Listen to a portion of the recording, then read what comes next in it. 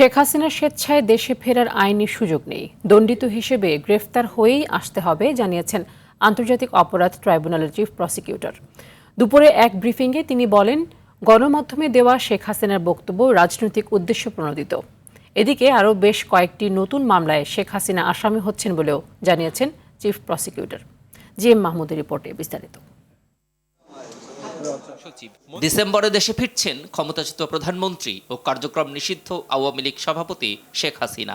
আদালতে আত্মসমর্পণ করে বিচারের মুখোমুখি হবেন তিনি। আহ্বান জানিয়েছেন নির্বাসনে থাকা তার দলের নেতাদেরও।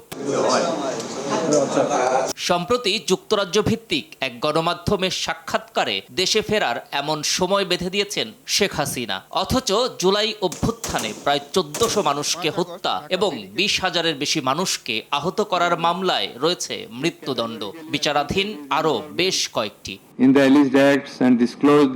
এমন পরিস্থিতিতে তার দেশে ফেরাটা কতটা বাস্তব, এ নিয়ে দুপুরে কথা বলেন আন্তর্জাতিক অপরাধ ট্রাইব্যুনালের চিফ প্রসিকিউটর। তিনি ভারতে নির্বাসনে, ভারত সরকার তাকে দিতে পারে, ভারত সরকার তাকে নাও দিতে পারে, দিলে সরকারকে দিতে হবে। সো এখানে আইনগত উনি এসে আত্মসমর্পণ করবে এরকম আইনগত সুযোগ নাই। এ সময় গুম খুনের আরো বেশ কয়েকটি নতুন মামলায় শেখ হাসিনা ও তার দলের ঊর্ধ্বতন নেতারা আসামি হচ্ছেন বলে জানান তিনি। সারা বাংলাদেশে যে গুম খুন হয়েছে, তো সেখানেও কিন্তু তার দায় আছে। গুমের অনেক মামলায় তিনি আসামি হবেন। আর আসলে আওয়ামী লীগের ধরেন ঊর্ধ্বতন নেতৃবৃন্দের মধ্যে ইতিমধ্যে তো দেখছেন আমাদের অনেকের বিরুদ্ধে বিচার।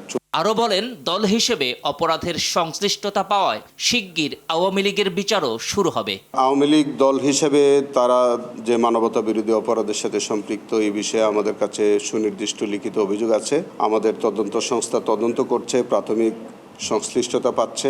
এদিকে সম্প্রতি তদন্ত শেষ হওয়া শাপলা চত্বরে হেফাজতের সমাবেশে হত্যাযজ্ঞের মামলাতেও প্রধান আসামি শেখ হাসিনা। 21 জুলাই আনুষ্ঠানিক অভিযোগ জমা দেবে prosecution. GM Mahmud, RTV, Dhaka.